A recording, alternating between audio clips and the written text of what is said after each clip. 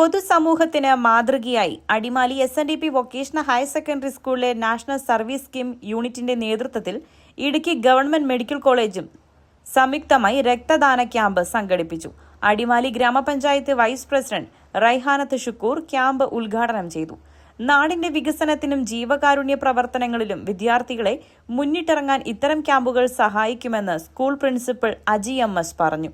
Adimali SNDP vocational higher secondary സ്കൂളിൽ ഇന്ന് blood donation day ആചരിക്കുകയാണ്.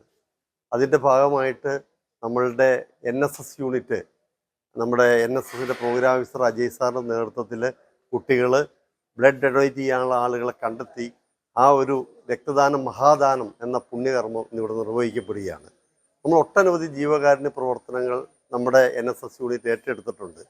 അത് ഒട്ടനവധി ആളുകളെ ജീവിതത്തിലേക്ക് മടക്കി കൊണ്ടുവരുവാനും നമുക്ക് ഒരു പിന്തുണയാവുവാൻ സഹായിച്ചിട്ടുണ്ട്. നമ്മൾ പാലിയേറ്റീവ് രോഗികളെ സംരക്ഷിക്കുന്നതടക്കം ഒട്ടനവധി കാര്യങ്ങളാണ് നമ്മൾ ഏറ്റെടുത്തിരിക്കുന്നത്. അതായത് നമ്മുടെ കുട്ടികളുടെ ഈ പ്രവർത്തനങ്ങൾക്ക് എല്ലാവിധ അഭിനന്ദനങ്ങളും അർപ്പിക്കുകയാണ്. സ്കൂളിലെ സെമിനാർ ഹാളിൽ നടന്ന ക്യാമ്പിൽ അടിമാലി മേഖലയിലെ 100-ൽ പരം ആളുകളാണ് സ്വമേധയാ രക്തം ദാനം ചെയ്യുന്നതിനായി മുന്നോട്ട് വന്നത്. ക്യാമ്പിൽ വെച്ച് 30-ലധികം യൂണിറ്റ് രക്തം ശേഖരിക്കുവാൻ സാധിച്ചു. ചടങ്ങിൽ സ്കൂൾ പ്രിൻസിപ്പൽ അജി MS അധ്യക്ഷത വഹിച്ചു.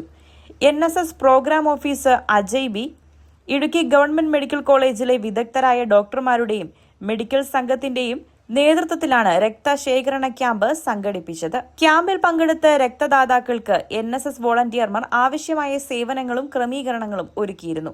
സ്റ്റാഫ് സെക്രട്ടറി രമ്യ മോൾ, അധ്യാപകൻ സന്തോഷ് പ്രഭ, മെഡിക്കൽ കോളേജിൽ നിന്നുള്ള doctor Elseena, doctor Binija, blood bank counsellor Dhanyamol CD എന്നിവർ നേതൃത്വം നൽകി.